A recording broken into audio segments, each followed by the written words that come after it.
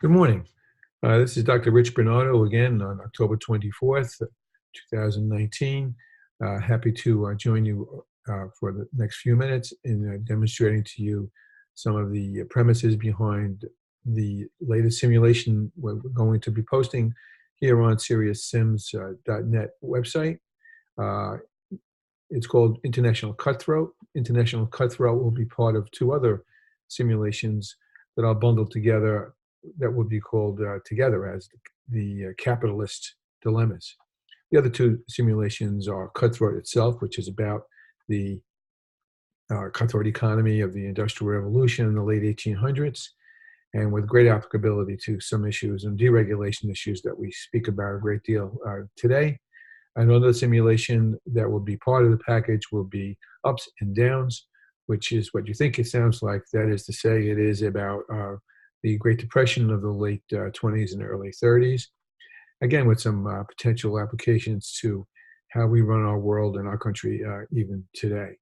Both very intriguing, very engaging simulations that, quite frankly, I think do a great job for not only delivering content about those two areas, but more importantly, to provoke participants to really think about how they want to see how government and economy are all connected with each other. And this particular simulation I'm going to demonstrate to you briefly, which is called International Cutthroat, which is what it sounds like. Again, it has great applicability, by no specific intent, I should add, where we would be demonstrating to you how our global economy interacts with each other, and sometimes in cutthroat means through the uses of its trade policies and tariff impositions on each other. So what I want to do for a few minutes is share my screen with you so that you can get a glimpse at it.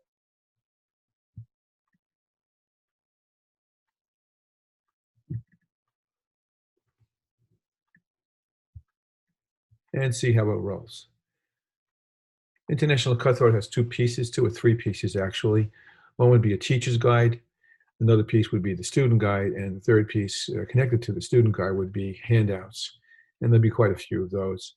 In this case, I'm showing you the teacher's guide, and actually what's probably more important in terms of understanding how to use this simulation, and in fact any good classroom simulation, would be to quite frankly look more closely at the student guide. The student guide has all of what you see here, and then some, has a very good model for the students to recognize, and for the teachers to be able to walk the students through in the various phases that is about. Again, this is a simulation of how countries make and enact international trade policies. And you'll see that even the little word cloud that we formed here captures the issues that the simulation very well addresses in a number of different ways. And you'll see that the teacher's guide offers a quick model of international cutthroat itself.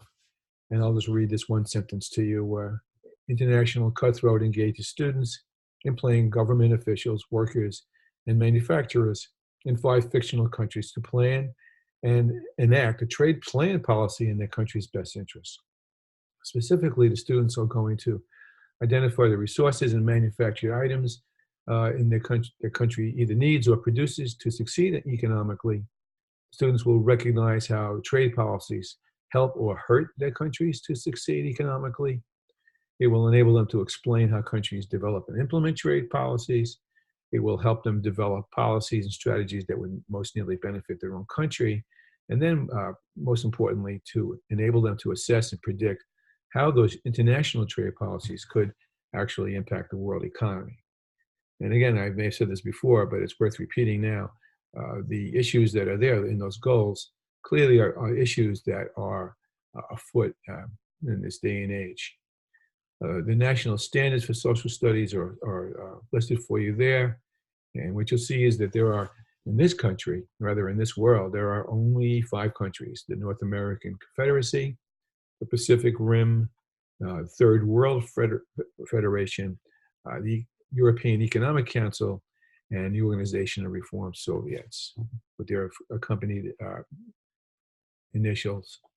And you'll see that there are a couple of phases. Not every phase is necessarily required, but I would recommend that you do try to bring them all together. And if you were to bring them all together, it would probably take about a week of your time, or you could break it up across your course in any way that you see fit. The first phase is what it sounds like, the survival of the fittest.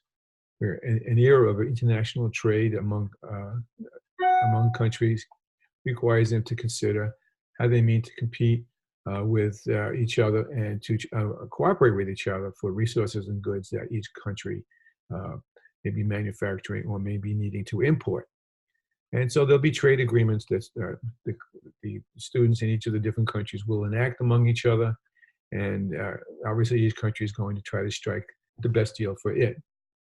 That should last 2 or 3 periods. And that will lead to phase 2, known as trade wars, which will provide a setting for the countries to, perhaps if they choose to, formulate tariffs and other trade policies between nations and connect what the impacts, the futures are that they choose to consider that might be probably part of what they have to contend with, or it might align with their preferable future.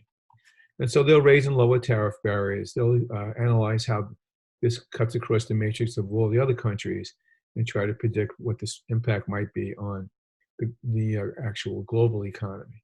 And that should last 1 to 2 periods of time, assuming the normal 40-minute period, which leads to phase 3, a global conference, which I really recommend that you try to pull together. That again would take another 1 or 2 class periods where, in effect, there will be time to prepare conferencing, both within the country themselves and how they mean to represent their needs to the rest of the world, and for the rest of the world to try to reconcile what everybody's needs might synthesize to accommodate everybody's needs and not bring the world crashing down among themselves. And you can see that clearly that there's analogies to free trade, there's to NAFTA, to GATT, to the Pacific agreement that just, I believe, fell apart, and so forth. You'll get all the initial preparation student guides. You'll have all kinds of plans about how to bring this all together. You'll see that there are objectives per day. You'll see that there are also tasks that are set up and objectives to be met. And the whole simulation will take you from front to back with all the materials that you will need, and which you can obviously supplement with your own readings, conversations, videos, whatever you think might support what the students may need to put in place, and we'll end I think, properly in the global conference, where they'll really understand how global economy may or may not be responsible for the health of each individual country as well. So I do recommend that you take a close look at trying the simulation out. You won't be disappointed. Thank you very much.